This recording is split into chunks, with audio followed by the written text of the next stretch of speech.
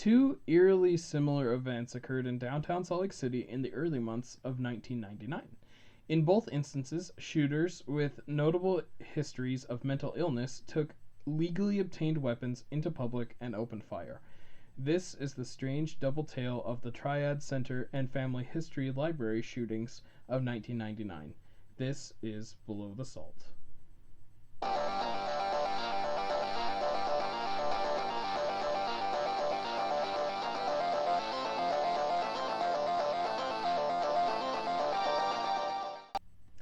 Alrighty, let's get started.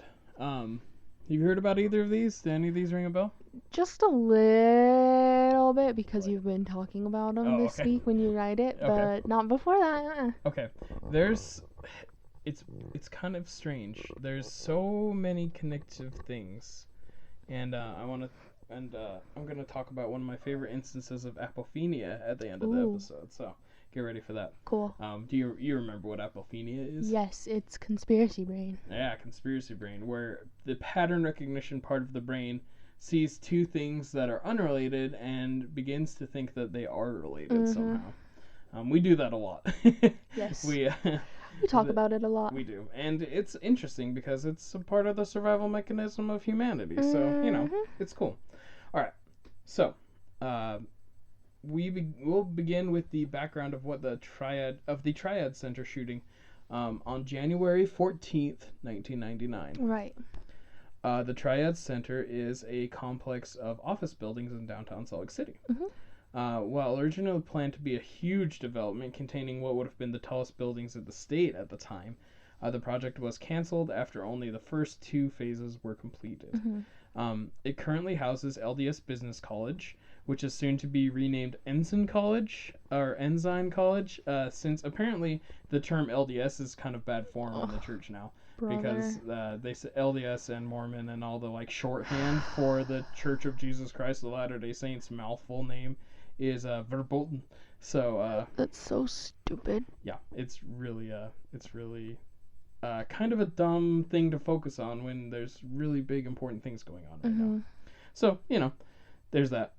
Also, the Triad Center houses the Salt Lake Center of the church-owned Brigham Young University, the offices of the church-owned Deseret News, the studios of the church-owned KSL TV and KSL Radio. The landlord and all prominent tenants are affiliated in one way or another with the Church of Jesus Christ of Latter-day Saints. Mormons. So it's the church-owned media hub of downtown Salt Lake City. So it's kind of interesting. It's interesting that the church really feels the need to own media in the state. Why would they need to do that? They're just a church, right? Sure. Why would they need to do that unless they want to control messaging? But that's all I'm going to say about that. It's none of my business. Yep. All right, so a woman named DQ Zui was born in Vietnam in 1974, near the end of the war. But she was raised in Salt Lake City. There are very few details about her background and why she moved to Salt Lake. It's possible she could have been connected to a GI. Don't really know. Her mother, Con Zui, said DQ, who actually goes by the name Sabrina to her English friends, had a history of psychological problems. Her mother said of DQ, she is a good girl, but she has problems. She hears voices. Then confirming that DQ had undergone treatment for mental disorders in the past. In the summer of 1998, Zui dropped out of an outpatient treatment program at Valley Mental Health, which is the big voluntary mental health facility here in Utah. A lot of people are committed there on an involuntary basis by the court, either that or the state hospital. But she was not in the program under a court order. She had self-committed on her own or through the help of others. I know some people that have done that. Yeah, and it's good. It's a good thing. It's a really good program. Help. Yeah, and so. But she had checked herself back out in the summer of 1998. Police dispatchers in the area in Salt Lake City had lots of interactions with DQ Zui. It's the name Zui is something I really struggled with because it's spelled D-U-Y. So it looks like Dwi, but it's with a Zui. It's with a Z at the beginning, under Vietnamese pronunciation. So, I'm sorry if I'm butchering it. I'm doing my best. Okay. Salt Lake City police dispatchers had interacted with her for many years under the name Sabrina. To police, she always seemed kind of confused and troubled. Apparently, she was out on the street quite a bit. Okay.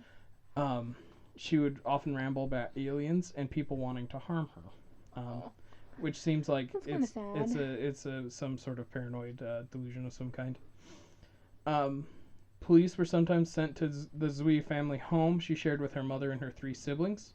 DQ was also red flagged in the dispatch computer system as a frequent caller. She would often call up and say that aliens were attacking or people were after her or something. One police dispatcher said that she never ever said that she wanted to hurt anyone or seemed like a threat to anyone else. Okay. As you know, there's a stigma with people with mental illness that they're dangerous. Yeah. And that they're going to be violent. But 99% of the time. Much more likely to be the victims of violence than to commit violence. Yes. So just a little FYI for you. That being said, DQ did have a criminal history which included an arrest in West Valley City in 1996 on charges of stalking, disorderly conduct, interfering with an arrest, and carrying a concealed weapon. I think she had a small knife on her or something. Interesting. So she does have a history of some less than reputable behavior. Okay. Of this incident, her mother said that she used to get in trouble and argue with police officers. She did spend some time in jail. After she enrolled at the university, she started doing better. I don't know why she had trouble again. Records from the University of Utah confirmed that she was enrolled from 1993 through 1997 as a pre-med major, actually. Wow. Yeah. But she dropped out in 1997 as a sophomore. So in 4 years, she'd only earned 2 years of credit. So she was doing school part-time. Okay. So we arrived to the day of the shooting. On the day of the shooting, as we drove to a Taylorsville gun shop and picked up a 9mm handgun and a plastic bag full of live ammunition and over-the-ear hearing protection, the big, big headphones. Shooting range headphones. Despite her noted history of mental illness programs and her criminal history, including stalking and weapon and having a concealed weapon, all of her arrests were she was not prohibited from buying a firearm in the state of Utah. Mm-hmm. Her mental health treatment had not been involuntary, and all of her arrests had resulted in misdemeanor charges. Therefore, she was not prohibited from purchasing a gun. Mm-hmm. And she was able to walk in and walk out of the gun store on that same day. It was she might as well have done it in a drive-thru. Mm-hmm. From there, Zui traveled downtown to the Triad Center and walked into the central building known as the Broadcast House, wearing a large tan coat with a hoodie underneath it, carrying the plastic bag. A sound engineer for KSL, Carl Clark, observed her sitting in the lobby as he left the building around 3:30. Just before 3:30. He noted that she looked like she was just patiently waiting for someone in the lobby. She was just sitting there. Moments later, around 3:30 p.m., she put on her ear protection, covered the headphones with her hood, and walked up to the reception desk where Colleen Mearsey was stationed. She's just the reception for the building, not for KSL specifically. Okay. First, she said, "I want to go into the newsroom," and she reached into her coat and pulled out the gun and aimed it at Colleen. She then continued, "I'm going to kill you, and I'm going to kill that bitch in the newsroom." Jeez. Yeah. So she has a mission. Yes, she has something that she thinks she's under the paranoid delusion that one of the female reporters, I don't know if it was one of the news anchors or one of the field reporters of who had been secretly threatening her through the news broadcasts. No one at KSL had ever even heard of her, let alone talked to her. Mm-hmm. So this is something that she, it's a paranoid delusion. You just latch onto something and it's not real. Yes. Okay. So a KSL manager that happened to be in the lobby named Brent Reitman saw the interaction and the drawn gun and yelled for her attention. He asked her if she just wanted to sit down and talk about this, which is like really admirable considering, like, you know, it's scary. Like, someone just pulled a gun in the lobby. Seriously, I don't know what I would do. So he just, like, tried to de-escalate the situation. She responded by just asking where the newsroom is. Colleen told her she couldn't go into the newsroom because they're on air and it's a closed set. Zui continued to rant about the newsroom. Where the fuck is the newsroom? And she's spinning around aiming the gun between Colleen and Brent and getting increasingly agitated and talking with lots of profanity and being incoherent. Mm-hmm. Then, KSL reporter Mary Kemeyer stepped out of the newsroom, right into Dwee's circle. Dwee put the gun into Mary's face and demanded, "The newsroom, where's the newsroom?" Fortunately, she couldn't tell that the newsroom was the open door behind Mary. Frustrated, Zui shot around near Mary's foot. Mary said that she knew she couldn't let Zui into the newsroom with 40 other people, so she just pointed Zui in the opposite direction of the door that she had just come through. When Zui turned around, Mary jumped back into the newsroom, shut the door, and yelled, "Gunman, call 911." Wow. Which is the right thing to do. Yes. Absolutely. Later, she said she felt really guilty about leaving Colleen and Brent in the lobby with her, but all reports indicate she probably saved many lives by keeping her out of the newsroom. Like, what else was she going to do anyways? Exactly. As Mary ran into the newsroom, shots were fired towards her into the glass door of the newsroom. Then, Zui turned the gun on Brent Reitman and shot him. The first shot grazed him, I believe, on the head, and he spun around and fell on the floor. Zui then stood over him and fired 2 more shots. Ooh. By some miracle, both shots also just grazed Reitman, leaving him injured but very much alive and able to move. Wow. That's total miracle. Crazy. Like, she was standing like right on top of him and fired to 2 shots and nothing happened. Wow. It could have been that she didn't know about the kick of the gun. Mm-hmm. There's a number of reasons why she might have missed, but she missed. But still. Yeah. Colleen took the opportunity to duck behind her desk. She said, "I just hid under my desk and I stayed there until I heard the security officer say that she had gotten onto the elevator. Mm-hmm. I got up, saw that Brent was gone," meaning he'd literally gotten up and just gotten out of the building. "And I started answering phone calls again for some reason. I took 7 or 8 calls. Then I heard more gunshots from upstairs, so I dove back under the desk and thought, when are the police going to get here?" Mm-hmm. It's funny that she's just like, if I was at the job and someone had just pointed a gun at me and fired a bunch of rounds, I'd be so out of there. I wouldn't be sitting around there and answering calls. It could be a shock thing. Yeah, that's kind of what I think. I don't think I would respond like that though. No, but she might have been like, "I'm gonna get in a lot of trouble if I don't answer the phones." I don't know. So it's pretty crazy. In the meantime, dozens of employees in the newsroom evacuated the building. Many of them went out a back door and then to the Delta Center, which is now called the Vivint Smart Home Arena, across the street. Mm-hmm. Zui went from the first floor to the second floor, firing shots indiscriminately across the second floor. She then hitting no one. She got back in the elevator and took it to the 4th floor, where a small AT&T office was located.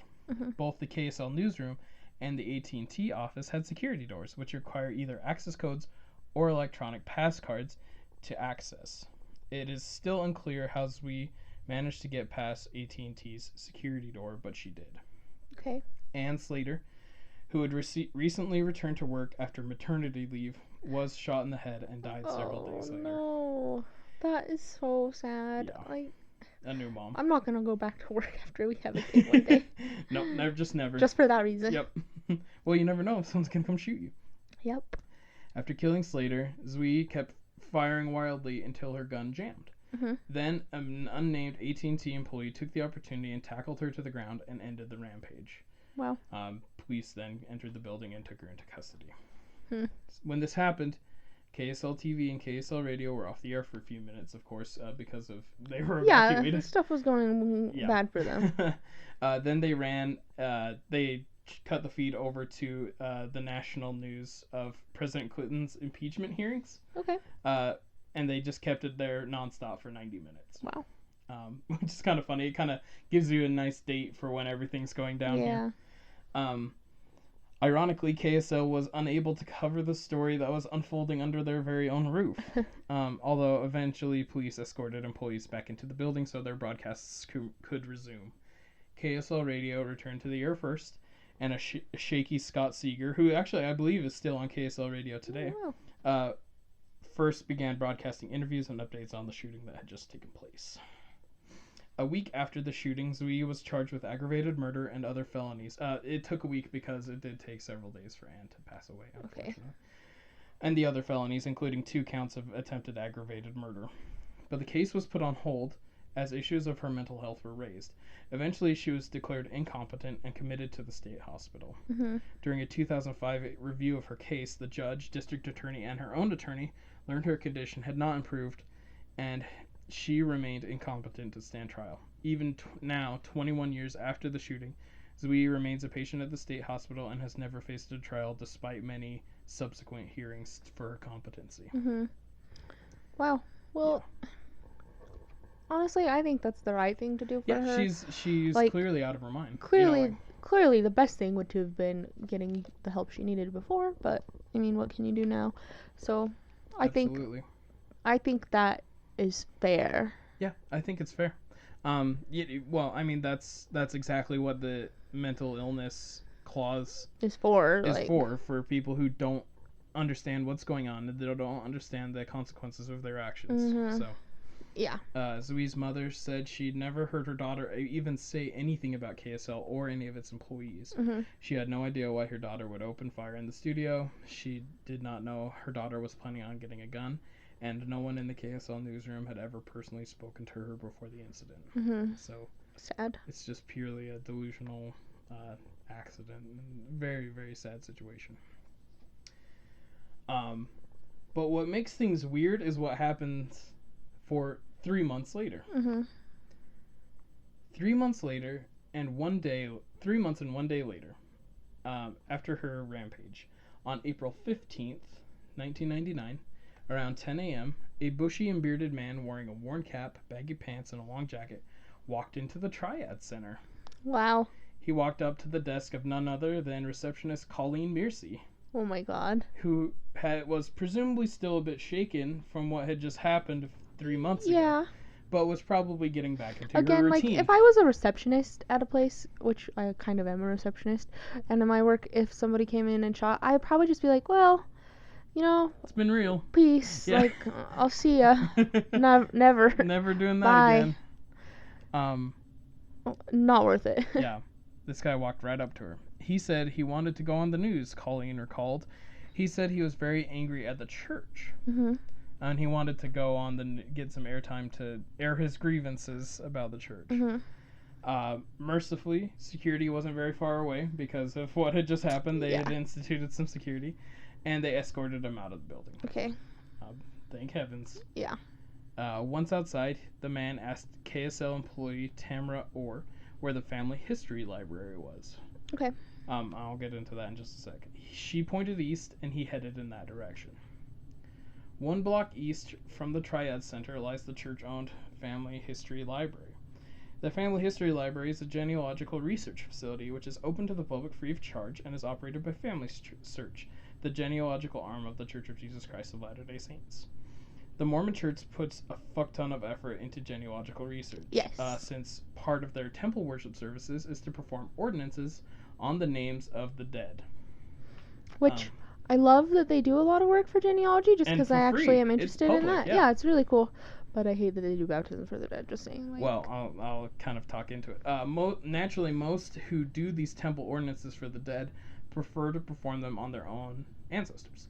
Or dead celebrities, or whoever they want. Oh my gosh, that should be illegal. It actually really should, because so they tend to do that before moving on to the randomly assigned people that you get if you just show up at the temple. It's a huge endeavor. It's probably the largest of the world of its type, actually. Yeah. And it's really cool that they don't charge the public to use it. Good for them. Yeah. Absolutely great. What's not cool is performing religious rites for the dead without the express permission of their estates or their progeny. There are many instances where Holocaust survivors have been baptized for the dead. Like, they're literally part of a different religion already. Yes. And the Mormons believe they have the right to do this to whoever they want, but Holocaust survivor advocate groups have repeatedly told them, we are not okay with you guys doing this. Like, stop doing this. And they have many times been legally required to stop doing that. Basically, well, and by baptizing, a lot of people think that, they're digging up corpses and dunking them. No, but no. What it is, it's a proxy ceremony. So an individual would go into the temple and be baptized on someone else's behalf. Yeah. They just read the other person's name when they're dunking you. And they do it not just baptisms, they do the rest of the temple ceremonies for them as well. Yeah. So it's a big undertaking. That's why there even is a family history library. It's nice of them to do it public, but they are doing it for the wrong reasons. And without the permission of their progeny, which is super problematic. Yeah.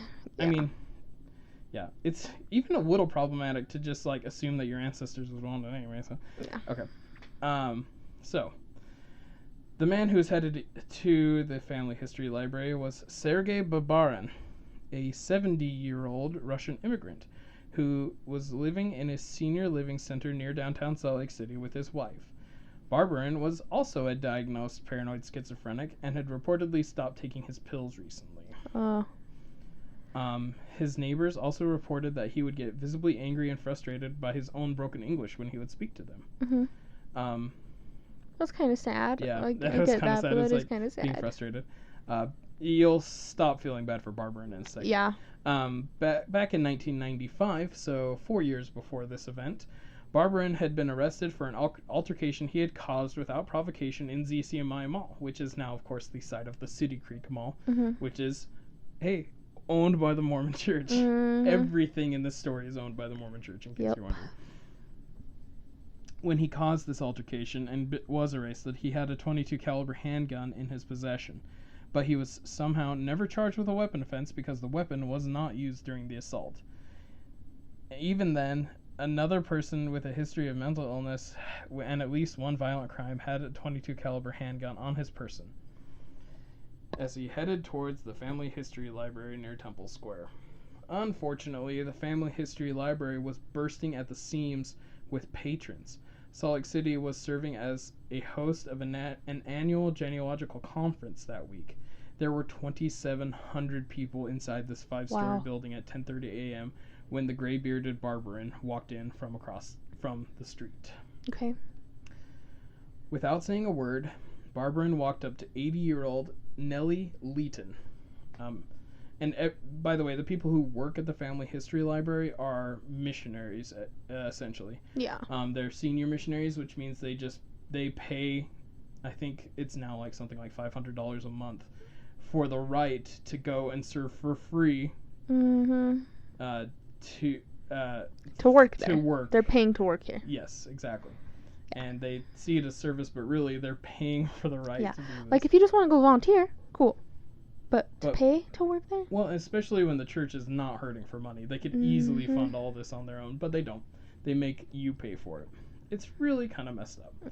So this poor 80-year-old lady who is, enjoying her mission at the Family History Library, is just sitting at the front desk.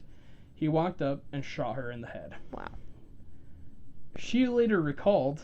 Oh, she survived. She survived. Well, good for her. He just shot me point blank in the face, she said. He didn't utter a word. He just shot me. It took Leeton a few seconds to even understand what had happened. She said her head was turned at the time, speaking to someone else, so she never saw the gun. She simply thought her brain had exploded. She said, I didn't pass out at all. The gunshot broke through her sinus bone and her jawbone, cut her tongue nearly in half, and made a hole in her palate big enough for her to put a thumb into. Jeez.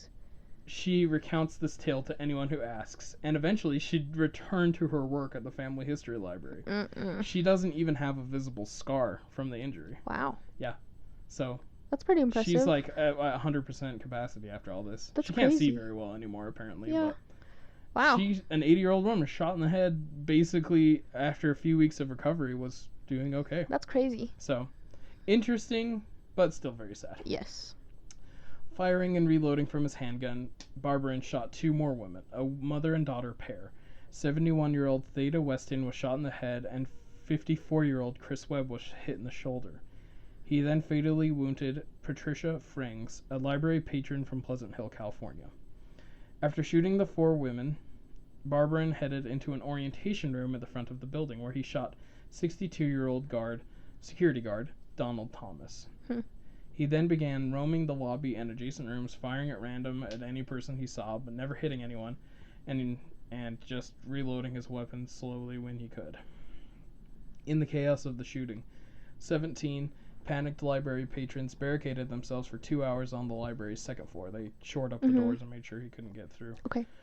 The gun battle also trapped a group of 95 fourth grade students who were on a field trip to a nearby museum. Those poor babies. They luckily didn't even see anything that happened. That's good, but that's still so scary. It was like a block away from where they were, and they were trying to get onto their bus, and they couldn't find their bus, and the teachers panicked and calling the cops and calling the principal, and just like, can you imagine being that poor teacher and you have that's horrible. 100, fourth graders that you have to manage while gunshots are ringing off nearby? Yeah. No, it's horrible. That group escaped completely without harm. Good. A full SWAT team arrived outside the building within 15 minutes of the first 911 call.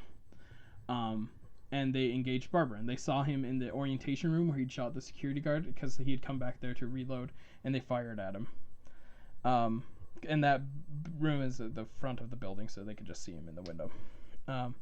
Barbarin was likely struck by a bullet during this first encounter, but he managed to keep the SWAT team at bay by claiming that he was rigged with explosives. Oh.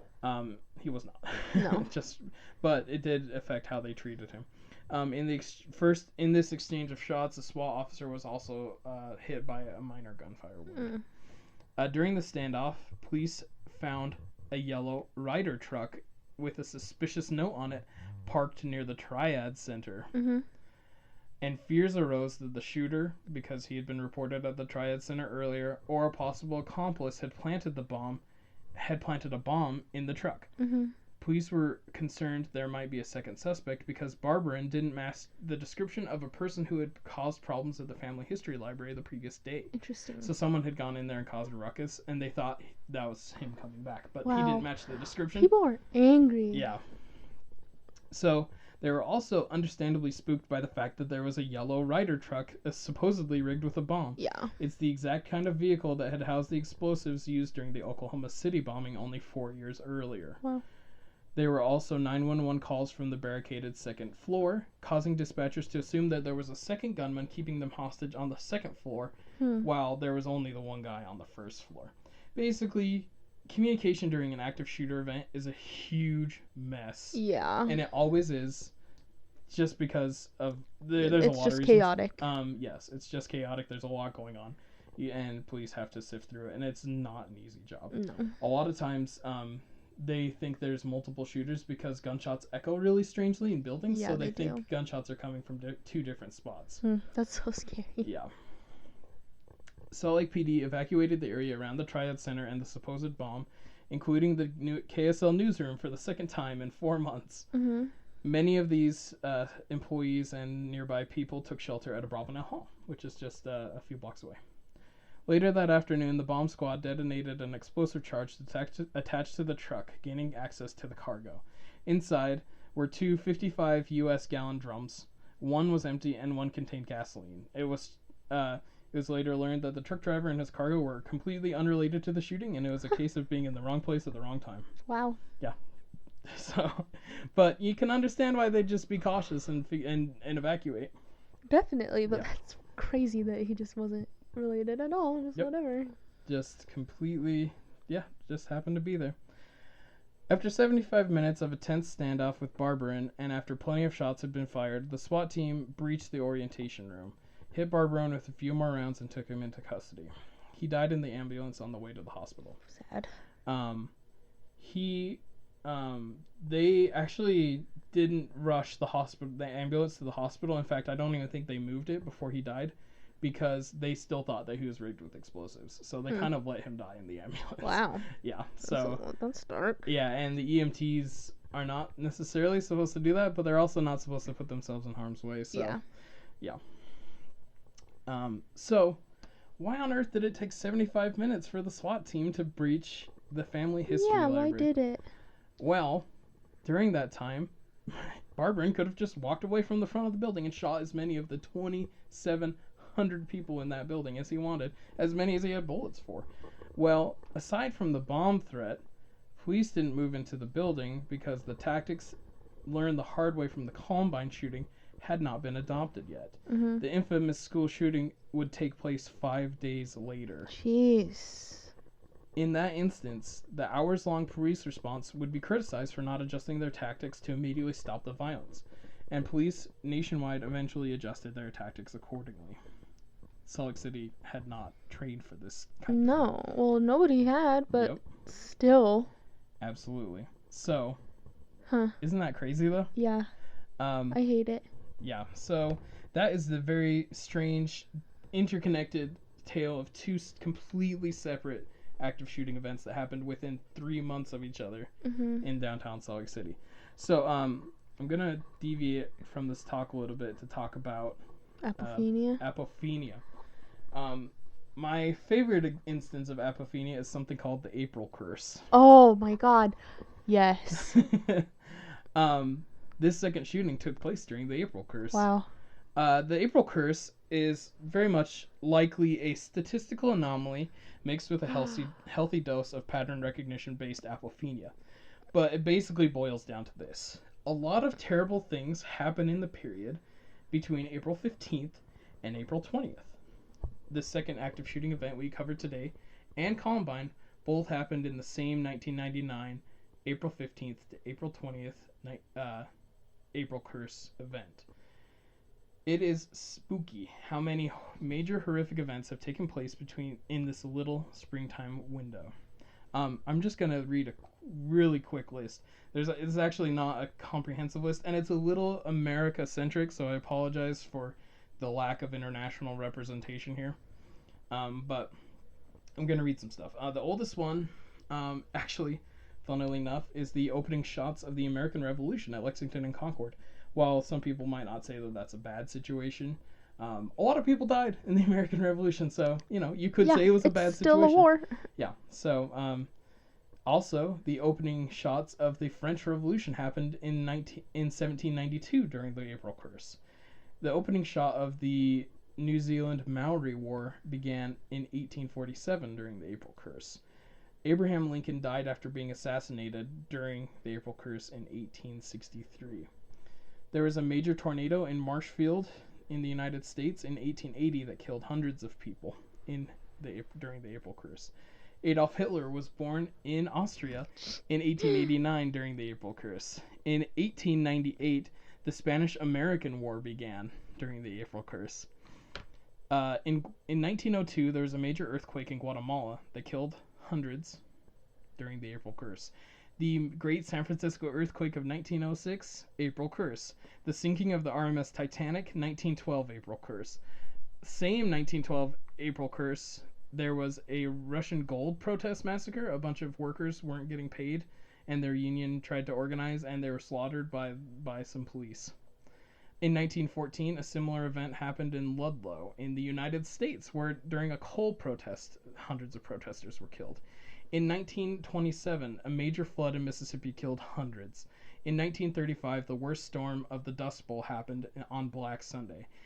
During World War II, in 1942, the Belfast Blitz in Ireland happened, and the Doolittle raid on Japan happened.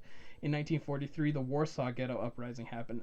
In 1944, Belgrade was bombed. In 1945, the sinking of the Goya happened in World War II.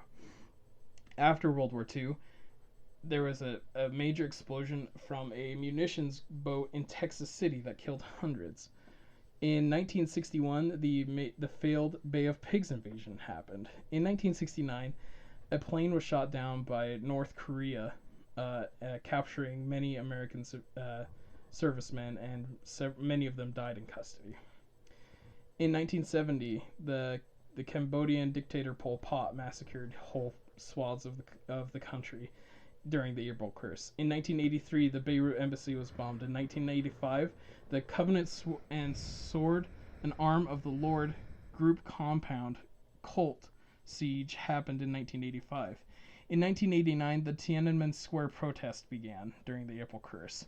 In that same 1989 one, there was a major stadium crush disaster during a stampede in the UK. Also in the 1989 one, the USS Iowa disaster happened, and dozens of American servicemen were killed. In 1993, the Waco siege ended in a horrific fire during the April Curse. In response to that Waco siege, 2 years later, the Oklahoma City bombing happened. In 1999, Columbine High happened during all of this. In 1997, the Red River flood killed tons of people. In 2007, the Virginia Tech shooting happened, which is, as far as we know, the worst school shooting I think at the time of this recording.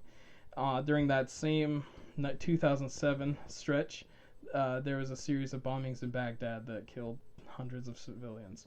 In 2010, the Deepwater Horizon oil spill happened. In 2012, there was a major plane crash in Islamabad, Pakistan that killed hundreds. In 2013, this is a big one. There's a lot that happened in the 2013 April Curse. The Boston Marathon bombing happened. There was a major explosion that killed dozens of people in West Texas. There was a major massacre in Baga, Nigeria, from the Islamic group there. There was a major earthquake in China that killed hundreds. And then the Boston bombers were shot and or captured at the end of the April Curse in 2013. In 2014, there was a major massacre in South Sudan.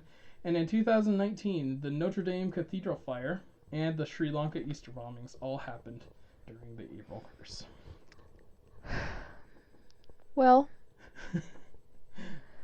it's crazy, and it's like it's probably just like happenstance, like it just happens to work out that way. But it is so weird how so many. You could probably run the numbers and try to figure out other parts of the year where stuff like this has happened.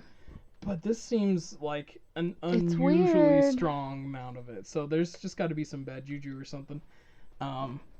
But every year, I get a little bit more nervous during April 15th through 20th. And it's coming right up. It's about a month away. Yeah. And there are some bad things happening in our country right now. Yeah, we said in our last episode we're bunkering now for Corona, just a little bit. Yep. We should bunker that week. Yeah. it's really quite spooky. Yeah. So yeah, that's that it's very interesting that that these things happen in this sort of way. A lot of people try to explain it as a lot of wars start in the spring, so they can fight during the summer, so they don't have to fight in the winter. But wars There's never lots just of last. other thing in there. Yeah, it's lots of other things. Oh yeah, and it's interesting. There were a lot of there's like a period during the 90s where it's cult stuff, and there's periods where obviously there's a lot of war stuff, and it's really kind of fascinating. It's an interesting little slice of. Well, can we just do like medically induced comas during that week? Cause medically induced comas are scary. What if everyone tries to do it and then everyone dies? Well, I guess that would just be like the ultimate. Yeah, exactly. That's what I'm saying. And some of these had nothing to do with people. Some of them are natural disasters, earthquakes, tornadoes. Yeah. It's really quite something. So very interesting. And we'll keep you guys posted. When this episode airs, it's going to be, I think, April 2nd. Cool. So do be aware of what's coming up in the next few weeks, and everyone stay safe out there. Yeah, we should run a tally this year, see what happens during the April Curse. We'll have to do that.